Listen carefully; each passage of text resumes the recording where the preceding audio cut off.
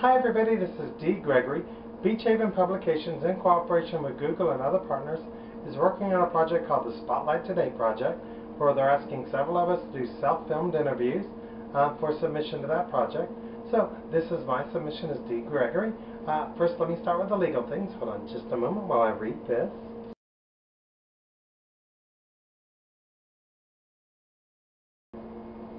So, the interview starts with several questions we've decided to choose from.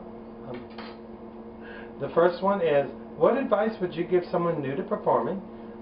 And the obvious one, hopefully everyone gives, but know your sync. Actually know the words. Make sure you're in sync with them when you're performing on the stage. And two, that I think is very big, and the performers who have this really get my attention, is have stage presence. In other words, own the song. Feel the song, be part of the song, make the song part of you.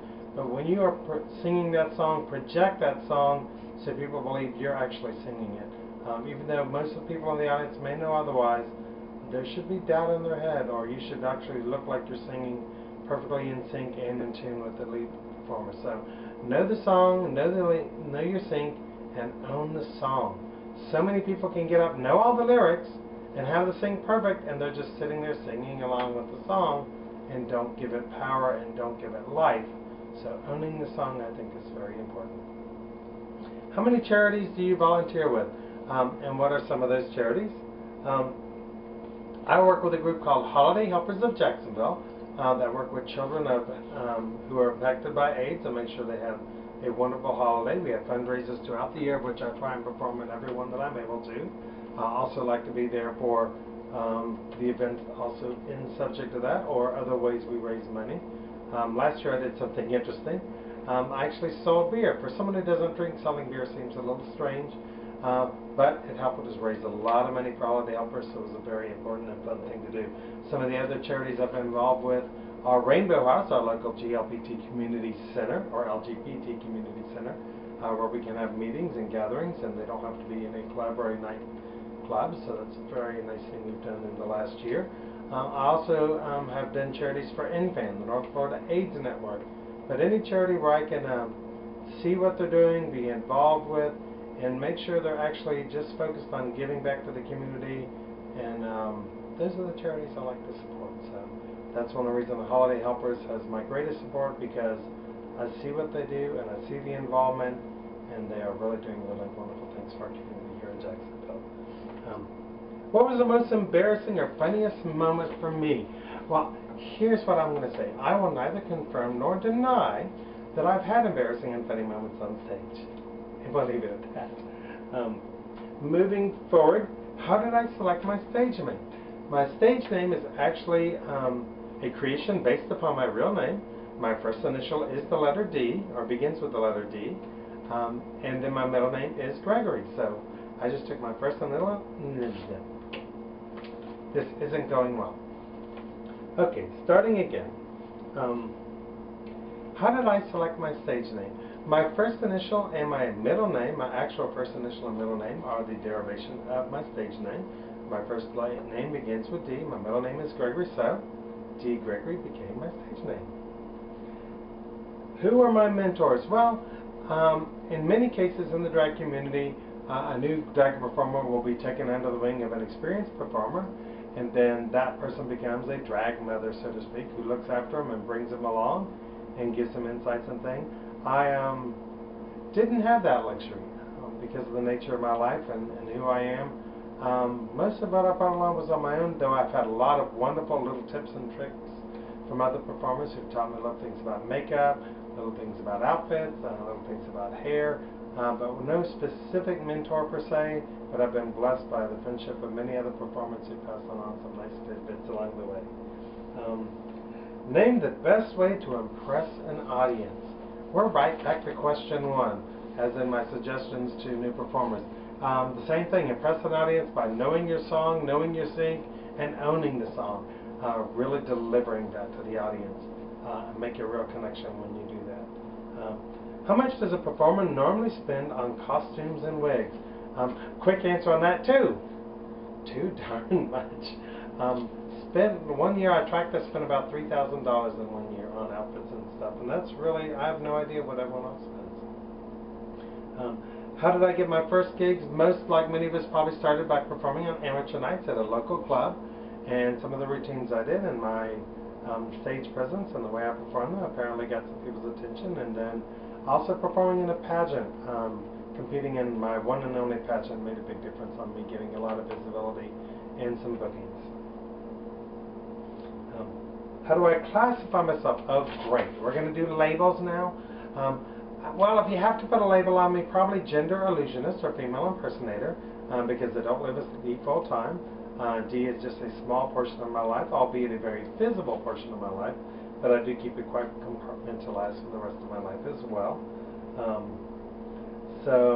Yep, I probably would be classified as gender illusionist or drag queen. Basically, I'm just a big kid who still likes playing dress up, and I'm a ham who likes to be on stage to go with that.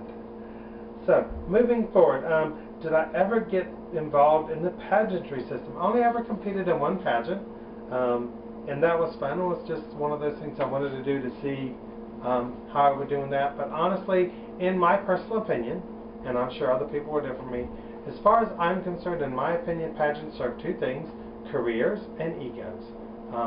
Some people go the pageant route, and going the pageant route, if you get titles and crowns, then you're likely to get bookings, a lot more notoriety, and a lot better compensation when you're performing.